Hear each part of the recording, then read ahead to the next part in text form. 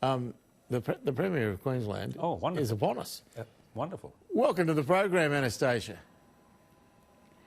Good evening, gentlemen. How are you both? Should I say Premier? I'll be really formal and say Premier, so that otherwise people won't work out we're mates. We'll keep it a secret, and I'll look like I'm asking you the hard questions, but they won't be too hard. First question though has to be on koalas, because I mean the strain on you and these bushfires added to the fact that people talk about 2,000 koalas have died. I mean, I've heard all these terrible figures. What do you think?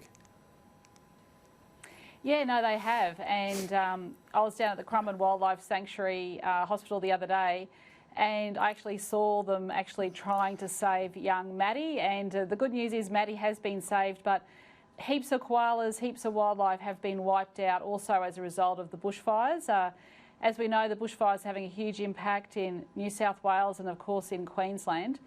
So just last Sunday, I was able to announce that across the southeast, we are going to be preserving essentially twice the size of the ACT as koala priority areas. And what those koala priority areas mean is that essentially there will be minimal, basically very minimal development allowed in those areas. The only thing that really will be allowed is like hazard reduction burns or fire breaks. But it's really important that we start looking after our most vulnerable species. It's listed as vulnerable. And about 50 to 80% of the koala habitat has actually been wiped out over the last 20 years in the southeast. I'm quite sure it's similar proportions in other states as well. So very happy with that announcement, considering we've lost so many koalas as well as part of the devastating bushfires. They are particularly vulnerable to koalas. They can't hop away, they can't fly away. They can only very slowly crawl away. How much damage has been done to their populations? And how quickly can they recover, more importantly? Yeah. Well, basically what's happened with the development as well as the bushfires is that corridors have been wiped out. So what this proposal that we've announced on Sunday means is that there'll be large tracts of land and those corridors will be preserved, which means they'll be able to move. And all the koala experts are telling me that the colonies will be able to breed. So, look, that's good news for something that I know everybody loves. Who doesn't love koalas? Well, and the other thing is we get judged internationally on the way we treat them, you know. They're a huge deal in America and in Europe, a massive deal, koalas.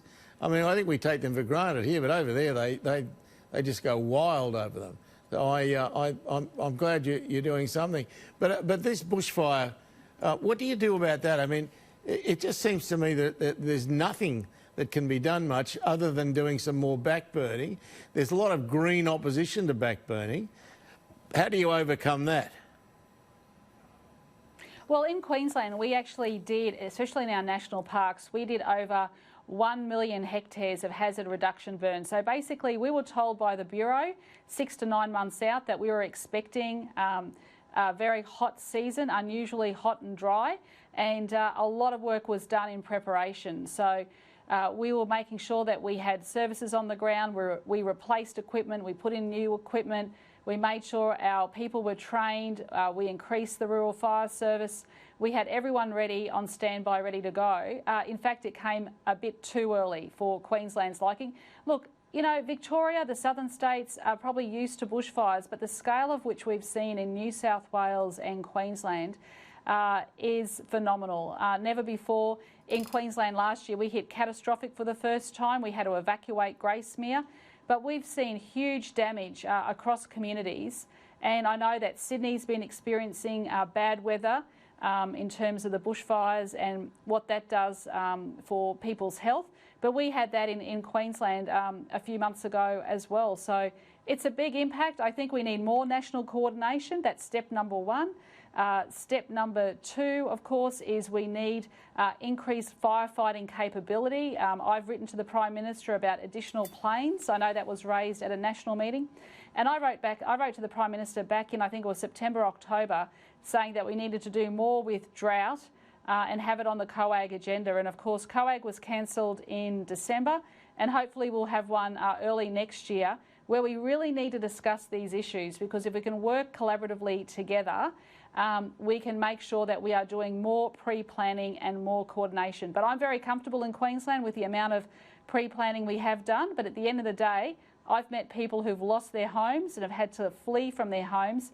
It's not nice, and some people are going to be having a very bleak Christmas. Premier, a lot of these fires, unfortunately, alarmingly, are being deliberately lit. What are the laws in Queensland pertaining to people who deliberately light fires? And what sort of vigilance is there to track these people down to prevent them from doing so? Yeah, well, look, the police have done an amazing job, and they've set up a dedicated task force. And some of our major fires were, we believe, deliberately lit. There are people on charges at the moment, so I don't want to actually preempt that. And a lot of damage was done, especially up around the Yeppoon area, around the Scenic Rim. The Peregian bushfire, we understand, was deliberately lit as well. I mean, you have these unusually dry conditions. I mean, everybody needs to acknowledge that our climate is changing. We are seeing more natural disasters, more cyclones, prolonged drought, more bushfires. And, you know, as a country, we really need to come together and talk about how we are going to respond. Now, I got briefed on Monday at Cabinet by the Bureau of Meteorology. We have that every year, probably now 2 or 3 times a year, but we always have it in December in the lead up to the Christmas and New Year period. Our monsoonal season is actually a month late. So we should start be seeing monsoonal conditions across Queensland in December. The Bureau is now saying we will not see those conditions return to Queensland until January. So that is a month out. So we are experiencing really dry conditions. I think 67% of Queensland is now drought declared. So a lot of farmers out there are hurting, but it's actually coming into coastal regions too. So Sunshine Coast is now drought declared, Noosa's drought declared. These are areas that have never really been drought declared like this before. Can I turn from forest to the sea? I'm always interested to know what governments do about sharks. Now, you know, every time there's somebody's attacked by a shark, we want to go out and kill the shark, which always strikes me as a bit crazy. It's the shark's job to look out, to feed itself, and if you're in his territory, well, then he's going to go after you. What are we doing in Queensland on them? Have you got patrolled beaches, or do you put out lines and all the rest of it? What do you do? It's devastating for those people up in the Whitsundays too. The tourism operators have really taken a hit. Yeah, absolutely. So look, we have a very proactive program of shark control in terms of drum lines, and our shark preventative measures have meant, my memory is correct, from the 1960s, there hasn't been a fatality along our beaches. Now, there's been a federal court decision that's been handed down, which has meant we've had to take some of those drum lines out from some of the beaches along the Whitsundays. From memory, I think it's from Townsville down to Mackay. I'm in discussions with Scott Morrison's office. Hopefully we can resolve this issue. We want to be able to put some of those drum lines back in, but also we're open to looking at other measures that we can take as well. But, you know, I'm sorry, but human safety is #1 priority for me. Has to be. And Queensland is a #1 tourist destination. So a lot of people are going to be coming to the Gold Coast. They're going to be coming to the Sunshine Coast and further up the coast as well. And we want to make sure that the beaches are as safe as possible, because thousands of families are going to go swimming. What about the islands, though? I mean, is it really going to be harder, I should say, to try and do something out there, or is it the same as the beaches? So up in the Whitsundays, I think everybody needs to be aware that you cannot shark-proof the Whitsundays, okay? It is just impossible.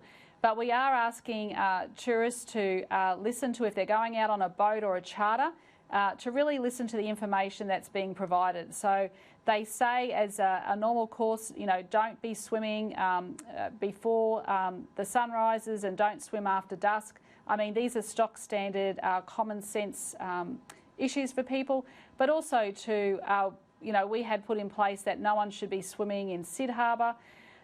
you just have to take precautions. I mean, everybody knows that there are sharks out there. Along our beaches, it's much easier to put those drum nets and shark control measures in, but you can't shark-proof the entire Whitsunday Island. So I just ask people, come and enjoy the beautiful Whitsundays, but, you know, just be aware that there are sharks and jellyfish and everything else out there, but it's beautiful. I'm going to the Whitsundays myself in a couple of weeks, and I'm going to be out there enjoying it. So I just encourage everyone else, do the same thing and support the tourism industry. Well, that dawn and dusk rule is very confusing for the sharks because you don't have daylight savings up there, so the sharks get a little confused. You can always change to be like us. Now, will daylight savings rules change in Queensland if you get the Olympics, Premier? Oh, if we get the Olympics. That's a long way away. But look, I had John Coates up here today. We had a really great meeting. You would have heard that we made an announcement on Monday that we really want to go to the next stage and we want to really get the detailed information that we need to think about, you know, making a formal bid. So it's called the candidature stage that we're in at the moment. And can I just say we've got, I'm just absolutely blown away by the fact that we have all levels of government cooperating, council, state, federal. I had a great meeting with the Prime Minister last week. I also caught up with Albanese. And, you know, the spirit of cooperation is something I've never seen before. And you need that if you want to go to the next stage. So, you know, we've got 80% of the facilities already. The Olympic Committee, the International Olympic Committee has said that there's this new norm, so we don't have to build these huge mega structures that are not going to be utilised into the future. And I think we showed the world that we put on a world-class Commonwealth Games, and why not host an Olympics? So I think if it's something that Queenslanders can share the pride in and Australia can share the pride in, it would benefit everybody. So a lot of economic benefits as well in terms of tourism and trade and economic impact. Yeah, look, it'll be fabulous. We have to leave it there, but I want to thank you very much for giving us your time. And also, because you're a mate of mine, I want to say Merry Christmas. I hope you have a great break. All right, you've earned a big break. You make sure you have a great time. And if you're around Noosa when we're there, we'll see you there. All right, and come back to Queensland very soon. I shall. I'm there next week. Don't worry. Can't keep me out of the place. Annastacia Palaszczuk, Queensland Premier, thank you very much.